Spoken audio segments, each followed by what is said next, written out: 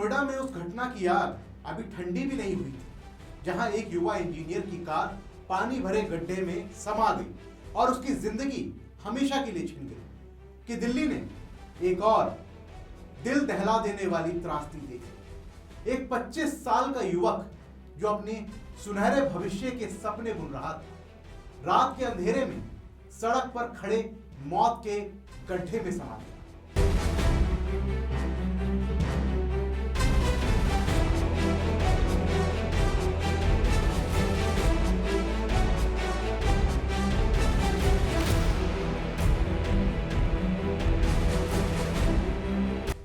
और सबसे दर्दनाक बात कि उसका जुड़वा भाई, उसका आधा हिस्सा रात भर उसी गड्ढे के पास खड़ा होकर उसे पुकारता रहा, बिना ये जाने कि उसका भाई उसी अंधेरे गाल में दम तोड़ चुका है। दोस्तों, ये सिर्फ एक हादसा नहीं, ये एक सिस्टम की नाकामी, ये एक ऐसी लापरवाही है जो बार बार जिंदगियां लील रही है। आज हम ठीक से समझेंगे कि दिल्ली के जनकपुरी में क्या हुआ, क्यों हुआ और इस दर्द के पीछे कौन जिम्मेदार है। नमस्कार, मेरा नाम है शुभम गुप्ता और आप देखना शुरू कर चुके हैं वीके न्यूज। दोस्तों, ये घटना दिल्ली के जनकपुरी इलाके की है। जोगिंदर सिंह मार्ग पर दिल्ली जल बोर्ड ने पाइपलाइन के काम के लिए एक गड्ढा खोदा था, 20 फुट गहरा। लेकिन उस गड्ढे के आसपास ना बैरिकेडिंग थी, ना चेतावनी बोर्ड, ना कोई लाइट। गुरुवार की रात करीब 10 बजे ये 25 साल का युवक अपनी बाइक पर घर लौट रहा था। अंधेरे में वो सीधा गड्ढे में जा गिरा, वो भी बाइक समेत, और उसने वहीं दम तोड़ दिया। शुक्रवार सुबह उसका शव और बाइक गड्ढे से बरामद हुई। कमल उत्तराखंड के पौड़ी जिले का रहने वाला था। परिवार सालों से दिल्ली के पालम इलाके में रहता है।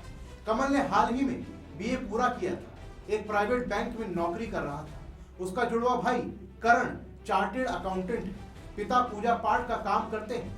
कमल घर की उम्मीद था।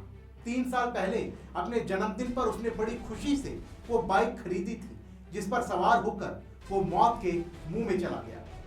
दोस्तों, आप सोचिए, करण और उसके परिवार का दर्द। रात 1 बजे से वो दिल्ली की सड़कों और थानों के चक्कर काटते रहे। जनकपुरी थाना, विकासपुरी थाना, हर जगह गुहार लगाई। उसी रूट को खंगाला जिससे कमल रोज आता था। करण ने बताया कि हम 3 लोग रात भर उसे ढूंढते रहे। हमने उस गड्ढे के पास फ्लैश लाइट जलाकर भी देखा, आवाजें दी, लेकिन वहां कोई बैरिकेडिंग नहीं थी, कोई चेतावनी नहीं थी। सुबह उजाला हुआ तब पता चला जिस गड्ढे के पास हम खड़े होकर कमल को पुकार रहे थे, उसी गड्ढे में वो दम तोड़ चुका था। 11:53 में मेरी उससे लास्ट बात हुई थी। उसने कहा था कि 10 मिनट में घर आ जाऊंगा। अच्छा। तो मैंने उसको 12:30 में फ़ोन किया। उसका फ़ोन तो पूरा रिंग हो रहा था, बट कोई रिस्पांस नहीं आ रहा था। तो फिर मेरे को थोड़ा हुआ कि दिक्कत थी, मुझे लगा कुछ हो ना गया और रास्ते में, क्योंकि आजकल वैसे दिल्ली में केसेस चल रहे हैं लोगों को गायब होने के। उस केस के चक्कर में फिर मैं बाहर निकला अपने दोस्त के साथ। फिर उसके बाद मैं बाहर निकला तो मैंने अपना उसको ढूंढना शुरू किया। फिर मैं थाने गया। सबसे पहले मैं उसका ऑफिस गया रोहिणी में। फिर रोहिणी से मेरे को उनके सर वगैरह का नंबर मिला। मैंने वहाँ से कोऑर्डिनेट शुरू किया कि कैसे कैसे लिंक बनाना। फिर जैसे तैसे मेरे को क्या नाम है, मैं इधर अपने जनकपुरी वाले थाने में आया तो उन्होंने मेरे को उसकी एक लोकेशन निकाल के दी कि इसकी लोकेशन लास्ट यहाँ पे है अवेलेबल। फिर जो अवेलेबल है मैं फिर सामने वाले पार्क में ढूंढते रहा। उन्होंने कहा इस पार्क के अंदर है वो। कितने थानों में गए थे आप? ये लापरवाही है, हादसा थोड़ी है। मेरा भाई इतना पागल थोड़ी कि सामने चांद उसे गड्ढे में घुसेगा। पर्दे अभी लगाए गए हैं क्योंकि पर्दों में धूल नहीं है। पर्दा सुबह लगाया गया, पीछे वाला पहले से लगा हुआ था। उसका नाम था कमल ध्यानी। तो क्या ये रास्ता आपको लगता है यहाँ से खुला हुआ था? हाँ, खुला हुआ था बिल्कुल। मैंने मतलब रात को पब्लिक खुद के लिए 1:30 हम बजे देख रहे हैं कि ये पूरा जो रोड है यहाँ पे दिल्ली जल बोर्ड का काम चल रहा है। मैंने खुद रात को 1:30 बजे आके गड्ढे में चेक किया था, तब वो नहीं था यहाँ पे। अच्छा। मैं कल पूरी रात से उसको ढूंढ रहा हूँ। कल रात में गड्ढे में नहीं था? गड्ढे में नहीं था, 1:30 बजे के आसपास की बात है, नहीं था। अच्छा। कितने थानों के चक्कर लगाए? कम से कम 6 थानों के चक्कर लगाए हैं, कहीं से कोई सपोर्ट नहीं मिला। कोई सपोर्ट नहीं मिला। तो पुलिस ने बताया नहीं क्या पूरी रात गड्ढे में था या कब उसे निकाला गया? बताया उन्होंने, सुबह बताया। वो भी उन्होंने खुद कॉल नहीं करी। मैंने अपने भाई के नंबर पे कॉल किया सुबह, तो उन्होंने आई थिंक उसको गड्ढे से उस टाइम तक निकाल चुके थे। तो उसके कॉल उन्होंने उठाया, उन्होंने बोला कि आप इधर लोकेशन में आ जाओ, ऐसा ऐसा उसका एक्सीडेंट हो गया है। हम रोहिणी गए थे, मंगोलपुरी गए थे, जनकपुरी गए, डाबड़ी गया, पालम गया, सागरपुर गया। मेरा भाई रात को हम रात को घर से निकले थे। हम 12:30 बजे, 11 साढ़े 11 बजे लड़के से बात हुई थी, दोस्त से। उसने हमें बोला था कि मैं डिस्ट्रिक्ट सेंटर पहुंच गया हूँ 11:30 बजे, 11:53 जिस सेंटर पे था, उसने बोला 15 मिनट में घर पहुंच जाऊंगा, बट वो 15 मिनट में घर नहीं पहुंचा। हमने आधा घंटा वेट किया, आधे घंटे में नहीं पहुंचा, 1 घंटा वेट किया, नहीं पहुंचा। 1 घंटे बाद हम यहाँ आए, डिस्ट्रिक्ट सेंटर आए, हमें लगा इससे पहले उसके 2 बार एक्सीडेंट हो चुके थे, ठीक है। हमें लगा वैसे ही दोबारा एक्सीडेंट हो गया होगा, हम ढूंढने आए, कोई एक्सीडेंट नहीं था। लड़का फोन नहीं उठा रहा, लड़के की बाइक मिसिंग है, लड़का मिसिंग है। हम कंप्लेंट लिखाने गए, ये लोग हमें जवाब देते हैं कि सुबह 11 बजे के बाद कंप्लेंट लिखेंगे, अभी कंप्लेंट नहीं लिखेंगे। हमने रिक्वेस्ट करी, 2 ऑफिसर अच्छे थे उसमें, पुलिस वाले में 2 ऑफिसर बहुत अच्छे थे, जिन्होंने रात को हमारी मदद करी। उन्होंने हमें लोकेशन दिलाई, ठीक है, बट लोकेशन हमें भेजी और डिलीट कर दी। हम लोकेशन ओपन भी नहीं कर पाए, इन्होंने डिलीट कर दी। हम दोबारा गए, इन्होंने बोला कि हम आपको लोकेशन नहीं देते, ये कॉन्फिडेंशियली है, ठीक है। हमने बोला ठीक है सर। फिर इन्होंने बोला कि एक काम हो रहा है, हम छोटी सी हेल्प कर सकते हैं आपकी, इस एरिया में जाओ, यहाँ के 200 मीटर एरिया में 200 मीटर में आपका फोन रिंग कर रहा है, आप यहीं ढूंढ लीजिए। हम 7 लड़के रात के 12 बजे से लेके सुबह के 7 बजे तक यहाँ पे ढूंढते रहे, ना लड़का मिला, ना फोन मिला, ना बाइक मिली। रात को 1 बजे ना इसके अंदर बाइक मिली, हम ना लड़का था, ना बाइक थी, ना फोन था इसके अंदर। 1 बजे मुझे ये समझ नहीं आ रहा, 1 बजे से 7 बजे तक तो हम इसी रोड पे थे, तो कैसे ये लड़का इस बंदे से गिर गया। और जब लड़का मिला ही नहीं, रात को सुबह 7 बजे हम घर पे गए हैं और हमें फोन आता है पुलिस वालों का लड़के के नंबर से कि आपके लड़के का एक्सीडेंट हो गया। अरे जो फोन आपको सुबह 7 बजे मिल गया, वो फोन आपको रात को क्यों नहीं मिला? आपको 12 बजे से आपके रिक्वेस्ट कर रहे थे हम लोग, तब क्यों नहीं मिला आपको ये फोन? मैं ये पूछ रहा हूँ साहब से। सर चाहते हम ये हैं कि यहाँ पे जो सरकारी कैमरे लगे हुए हैं, इसको खुलवा के कम से कम ये तो पता लगवाइए, हमें सच तो पता चले कि लड़का हमारे अपनी गलती से मरा है या किसी ने उसको मार के फेंका है।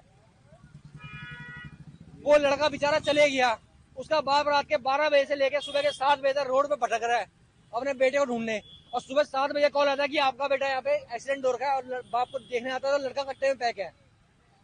लड़का कट्टे के अंदर पैक हो रखा है, उसका क्या बीती हुई उस बाप पे। दोस्तों, ये सुनकर रोंगटे खड़े हो जाते हैं। एक जुड़वा भाई अपने भाई को उसी मौत के गड्ढे के पास पुकारता रहा और उसे पता भी नहीं चला। ये दर्द क्या होगा, ये परिवार अब कैसे जिएगा? कमल सिर्फ एक बेटा नहीं था, वो घर की रौनक था, वो सपना था जो अब हमेशा के लिए मिट्टी में मिल गया। और सवाल ये उठता है कि ये लापरवाही क्यों? दिल्ली जल बोर्ड ने गड्ढा खोदा, लेकिन सुरक्षा के इंतजाम क्यों नहीं किए? बैरिकेडिंग क्यों नहीं लगाई गई? चेतावनी बोर्ड क्यों नहीं थी? रात में लाइट क्यों नहीं थी? ये पहली बार नहीं हुआ दोस्तों। नोएडा में कुछ हफ्ते पहले एक युवा इंजीनियर की जान गई, वहां भी पानी भरा गड्ढा, वहां भी बैरिकेडिंग की कमी थी। और अब दिल्ली में क्या हमारी सड़कें मौत का जाल बन गई हैं दोस्तों?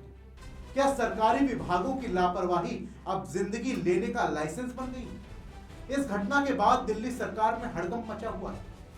जल मंत्री प्रवेश वर्मा ने 3 इंजीनियरों, assistant executive engineer, assistant engineer और जूनियर इंजीनियर को सस्पेंड कर दिया और एक उच्च स्तरीय जांच कमेटी बनाई जो शाम तक रिपोर्ट देगी।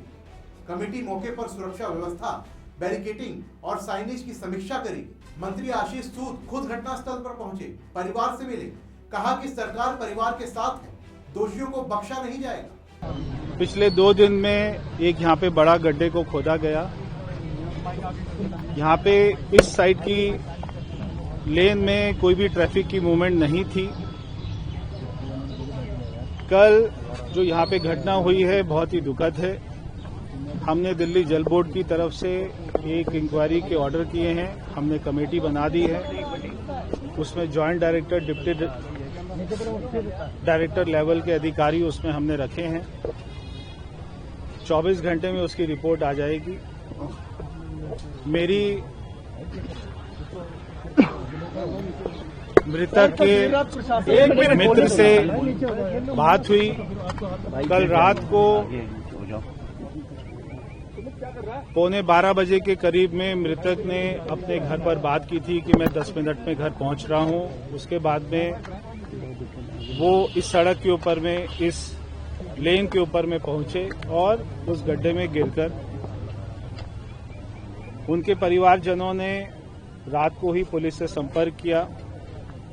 रात को जनकपुरी पुलिस ने उनके परिवार के साथ में 2-2.5 घंटे तक आसपास में उनकी खोल रिकॉर्डिंग कॉल लोकेशन वो देखकर आसपास के पार्कों में, आसपास के क्षेत्र में उनको ढूंढने की कोशिश की। जो भी हुआ बहुत ही दुखद है। देखिए, बहुत दुखद घटना है। मैं इस दुखद क्षण में मृतक कमल और उसके परिवार के साथ हूं और इस दुख की घड़ी में मैं उसके परिवार को ये भरोसा दिलाना चाहता हूं कि मैंने जाकर 2 घंटे तक उस मौके का मुआयना किया है। मैंने जाकर वहां देखा है। अपीयरेंटली मुझे वहां पे सभी सुरक्षा के उपाय दिखे थे, मगर फिर भी उस बच्चे के साथ ये हादसा कैसे हो गया, इसकी जांच के लिए मैंने एक जल बोर्ड को कहा है, उनसे एक कमेटी बनाने के लिए कहा है। एक कमेटी बनाकर उसकी जांच किए जाने का प्रस्ताव भी किया है और अगर उस जांच में कोई दोषी होगा तो उसके खिलाफ कार्रवाई की जाएगी।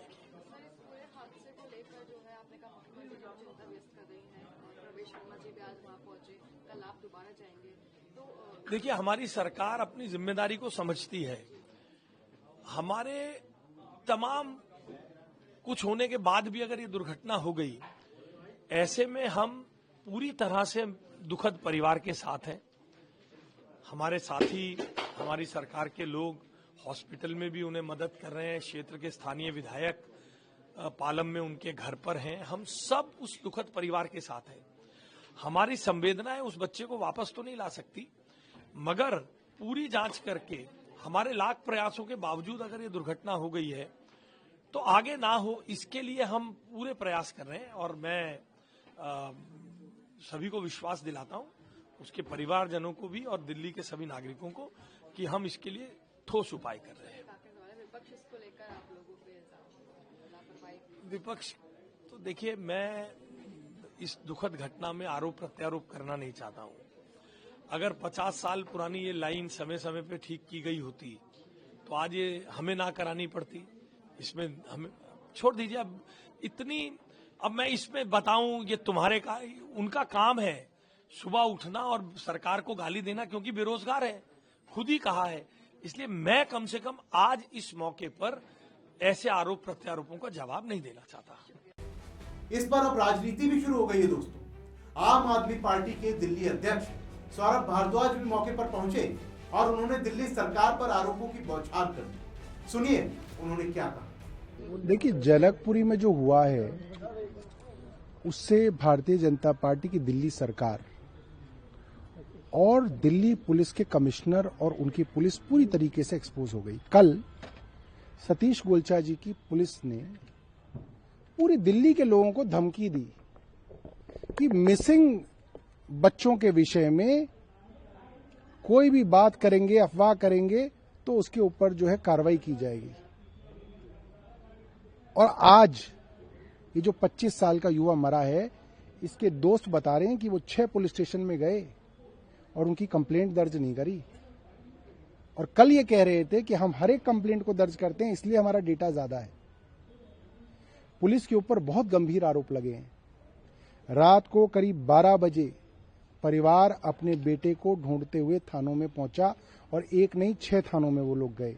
वो रोहिणी थाने में गए, वो पालम में गए, वो सागरपुर में गए, वो मंगोलपुरी में गए, वो डाबरी में गए, वो जनकपुरी में गए। 6 पुलिस थानों में उनकी रिपोर्ट नहीं दर्ज की गई। उनको जो उस बच्चे की फोन की लोकेशन शेयर की वो तुरंत डिलीट कर ली गई। क्यों डिलीट कर दी गई? क्या छिपाना चाहती थी पुलिस? और जब उसका फोन चल रहा था तो पुलिस के पास तो उसकी लोकेशन थी। पुलिस चाहती तो रात को उसको ढूंढ सकती थी। हो सकता है वो जीवित होता, उसको बचाया जा सकता था, मगर नहीं बचाया गया। सुबह आशीष सूद वहां पे पहुंचे, जो यूडी के मिनिस्टर हैं, जिनके अंदर जलबोर्ड आता है, जो वो खुदाई कर रहा था, और वहां पे उन्होंने झूठ बोला कि सारे के सारे इंतजाम थे तो क्या वो खुद कूद गया? वो बैरिकेड हटा के बोला कि नहीं मेरे को यहां कूदना है, और वो खुद कूद के उसने जान दे दी। सिर्फ और सिर्फ सरकार की निर्लजता और पुलिस का आंकड़ों में फर्जीवाड़ा करना आज सबूत सहित पूरे देश के सामने आ गया है। ये उन नाबालिग बच्चियों को ढूंढना नहीं चाहते जिनके माँ बाप उनको ढूंढ रहे हैं, क्योंकि इनको अंदाजा है कि उन बच्चियों का यौन शोषण हो रहा होगा और देश में भी कहीं पे एप्स्टीन जैसे दरिंदे होंगे और उनके गुनाहों पर पर्दा डालने के लिए सतीश गोलचा जो है धमका रहे हैं लोगों को। हम धमकी में आने वाले नहीं है। सुन लें ध्यान से, कान खोल के। तुम्हारे जैसे कमिश्नर कई आए और कई चले गए। दोस्तों, ये घटनाएं बताती हैं कि हमारे शहर कितने असुरक्षित हो गए। विकास के नाम पर सड़कें खोदी जाती, गड्ढे बनते हैं और आम आदमी की जान जोखिम में डाल दी जाती है। कमल जैसे कितने युवक रोज सड़कों पर निकलते हैं, भरोसा करते हैं कि रास्ता सुरक्षित होगा, लेकिन ये भरोसा बार बार टूटता है। दोस्तों, कमल की मौत एक परिवार को तोड़ गई, एक जुड़वा भाई को अधूरा कर गई। लेकिन ये सिर्फ एक परिवार की त्रासदी नहीं, ये पूरे सिस्टम पर सवाल है कि कब तक हम ऐसी खबरें सुनते रहेंगे, कब तक लापरवाही की कीमत जिंदगियां चुकाती रहेंगी। आज सरकार ने कार्रवाई की, लेकिन असली कार्रवाई तब होगी जब ऐसे हादसे रुकेंगे, जब हर गड्ढे के साथ सुरक्षा होगी, जब विभाग जवाबदेही होगी। कमल अब नहीं लौटेगा दोस्तों, लेकिन उसकी मौत कम से कम एक सबक तो बने। दोस्तों, आप क्या सोचते हैं इस घटना पर? कमेंट बॉक्स में हमें जरूर लिखें। फिलहाल के लिए इस रिपोर्ट में बस इतना ही। मिलते हैं अगली वीडियो में, तब तक के लिए जय हिंद। वीके न्यूज, राष्ट्र के नाम।